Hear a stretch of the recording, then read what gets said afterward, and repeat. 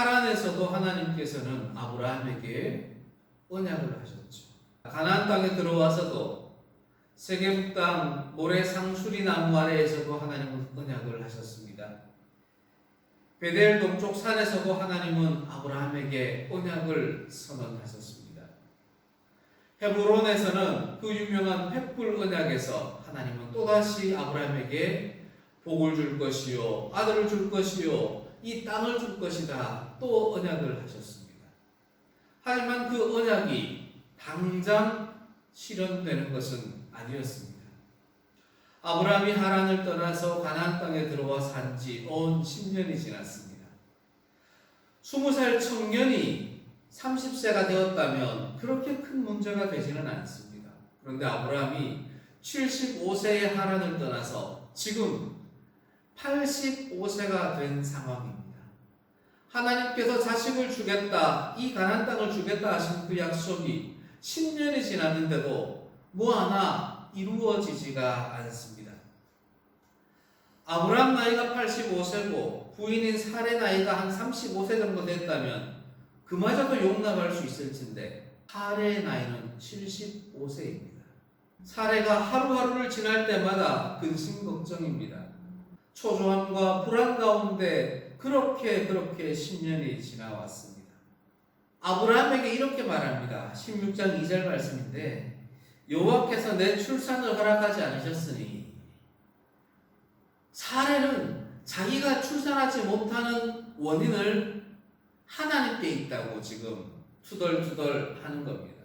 하나님이 우리에게 언약을 하셔놓고 아들을 주겠다고 약속은 하셨는데 아들이 생기지 않는 것은 하나님이 주시지 않기 때문이다. 이것은 다 하나님 때문이다. 맞죠?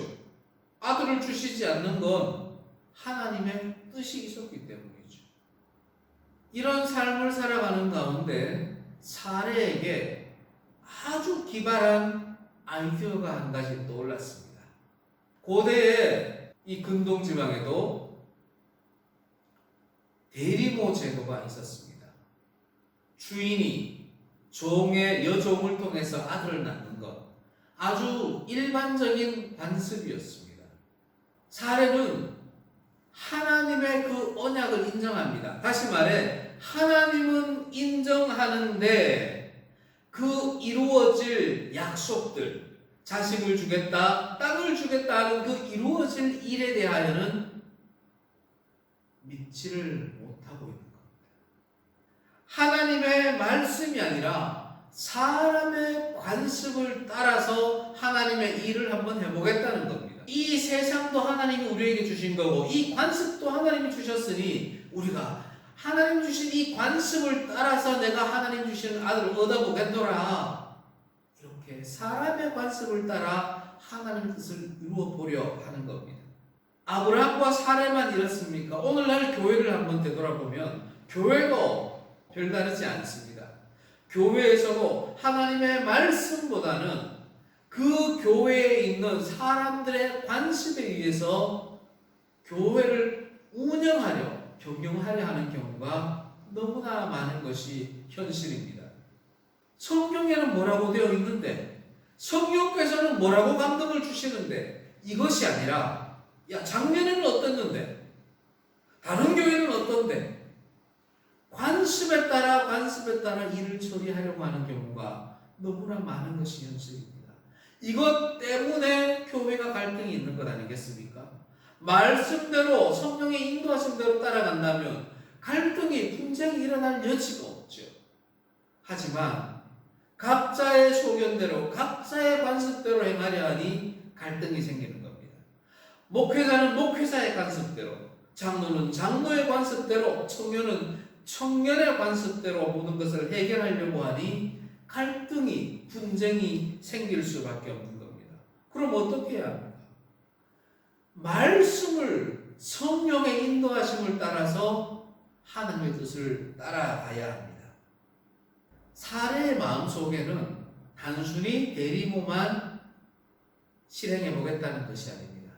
만약에 내가 내 여종 하갈을 아브라함에게 주었는데 정말 이 하갈이 임신을 한다면 사례 자신의 몸에 이상이 있는 거다 생각을 하는 겁니다. 하지만 하갈조차도 여종조차도 임신을 못한다면 사례 자신에게 문제가 있는 것이 아니라 저 아브라함에게 문제가 있는 것이다. 잉태할 수 없는 조건이 된 것이다. 이렇게 테스트를 하려는 의도도 숨겨져 있는 겁니다. 결국은 하갈이 임신을 하게 됩니다. 아브라함의 아이를 임신했더라도 사례에게 잘했으면 될 텐데 이 여인 하갈도 욕심이 생겼던 겁니다. 아, 나는 임신하는 거 보니 저 주인 사례는 앞으로도 임신을 못하겠네. 아브라함의 문제가 아니라 저 사례의 몸이 임신하지 못하는 몸이네. 그럼 내가 이 아브라함 가문의 여주인이 되어야지. 욕심이 났던 겁니다. 그 순간 하갈은 자기의 여주인이었던 사례를 멸시하기 시작합니다. 하찮게 가볍게 여기기 시작합니다. 사례는 자신의 행위가 너무나 안타깝고 후회스러웠지만 어찌할 방도가 없습니다. 그래서 남편 아브라함을 찾아가서 이야기합니다. 나를 멸시하는 것은 당신 때문입니다. 당신과 내가 하나님께 판단을 받아봅시다. 누구 잘못인지. 사실 하나님의 말씀을 불신하고 사람의 관습대로 해결하려 행했던 사람은 사라 자신이었는데 이제 와서 아브라함에게 여호와께 판단을 받아봅시다. 재판 받아봅시다. 이야기를 하는 어처구니 없는 상황이 벌어진 겁니다. 우리의 삶은 어떠합니까? 하나님께서는 어제나 오늘이나 내일이나 항상 선한 길, 의의 길을 가르쳐 주시고 계십니다. 그럼에도 불구하고 우리 인생이 하나님의 그 말씀을 왜곡해서 내 소견대로 살아놓고 내 뜻대로 해놓고 문제가 생기니까 하나님 왜 이러셨습니까? 하나님 이거 판결해 주세요. 이렇게 항의하는 적이 얼마나 많습니까? 사례가 이렇게 항의를 할 때 저와 여러분은 어떻게 할 것 같습니까? 여러분도 마찬가지겠지만 저는 회개할 것 같습니다. 하나님, 제가 순간 하나님의 말씀을 믿지 못해서 순간 너무 초조해서 제가 그만 하나님의 말씀을 저버리고 거역하고 죄를 저질렀습니다. 불순종, 불순의 죄를 지었습니다. 용서하옵소서. 회개를 할 것 같습니다. 그런데 아브라함은 그렇지 않았습니다. 우리가 믿음의 조상이라고 우러러보는 이 아브라함은 이 사례의 말에 회피합니다. 당신 여종 하갈이 당신 앞에 있으니 당신 좋을 대로 하세요. 비록 내 아이를 임신했지만 당신 하고 싶은 대로 해보세요. 사례가 어떻게 알겠습니까?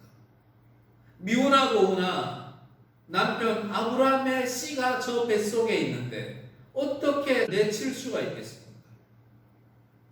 사례는 하갈을 내치는 대신에 같이 살기는 하면서도 하갈에게 학대를 가하기 시작합니다. 비록 아브라함의 아이를 잉태했지만 버티지를 못합니다. 사랑하는 성도 여러분, 신앙생활에 있어서 너무나도 중요한 것은 항상 선택의 순간이 우리에게 다가온다는 겁니다. 하나님의 말씀, 찬양을 할 때 516장을 할 것인가, 515장을 할 것인가, 이런 선택이라면 큰 문제가 없습니다. 하나님의 말씀을 따를 것인가, 사람의 관습을 따를 것인가, 이 선택에서 문제가 생기는 겁니다. 특별히 사람의 관습 중에서도 이것은 순수한 사람의 관습인가, 하나님이 허락하신 사람의 관습인가, 이 부분에서 문제가 생기고 그곳에서 선택할 때에 갈등이 생기게 되는 것입니다. 이렇게 선택할 때 잘못된 선택을 하는 이유는 인생이 연약하기 때문입니다. 또 인생이 선택하는 기준이 확립되어 있지 않기 때문입니다. 이단에 있는 사람들을 만나보면 그들은 이렇게 말합니다. 성경에 뭐라고 되어 있습니까? 성경 어디에 이 단어 있지요? 이 말, 이 문장 있지요? 이렇게 이야기를 합니다. 성경을 전체적으로 보지 않는 것은 좀 문제가 있지만 단어 문자적으로만 해석하는 그 자체는 문제가 있지만 성경을 가지고 해석하려는 그들의 기본 자세 자체를 우리가 욕할 수가 없는 겁니다. 우리도 하나님의 말씀인가 사람의 관습인가 구분하기 위해서는 선택하기 위해서는 말씀의 기준이 명확해야 되는 겁니다. 그런데 우리 그리스도인들의 선택 기준이 어떻습니까? 정말 말씀이 기준이 되어 있습니까? 그렇지 않잖아요. 내가 사회생활하는 가운데 어느 회사 인사팀장인데 교회 인사는 이렇게 해야 돼. 내가 어느 회사 경영자인데 교회 운영은 이렇게 해야 돼. 내가 어느 법원의 판사인데 교회에서 이런 문제 생기면 이렇게 판결해야 돼. 세상의 기준으로 판결하고 운영하고 결정하려 했던 데가 없었습니까? 우리는 하나님의 말씀, 성령의 인도하심에 따라 선택을 하고 준행해야 합니다. 사랑하는 성도 여러분, 옳은 길, 의의 길을 가기를 원하십니까? 먼저 말씀으로 기준을 확실하게 세워야 합니다. 우리에게 이미 말씀하신 이 성경 말씀을 주야로 묵상할 때 우리에게 말씀의 기준이 든든히 세워지는 것입니다. 세상의 것으로 우리의 배를 채울 것이 아니라 하나님의 말씀으로 우리의 영을 채울 때 하나님의 말씀이 살아 움직여서 올바른 선택, 의의 길로 옳은 길로 우리를 선택하여 나아가게 인도해 주시는 겁니다. 또한 그 말씀에 순종할 수 있는 담대함을 하나님께 간구해야 합니다. 알고 있는 것만으로는 부족합니다. 그것은 지식에서 머물러 있을 수가 있습니다. 그 알고 있는 그 성경이 우리 안에서 역사하게 해야 되는데 그 과정에서 성령의 역사하심이 필요한 겁니다. 인간적인 욕구, 판단을 성령의 불로 태워달라고 우리가 기도해야 합니다. 그리고 성령께서 우리를 의의 길로, 옳은 길로 인도해달라고 우리를 온전히 맡겨야 합니다.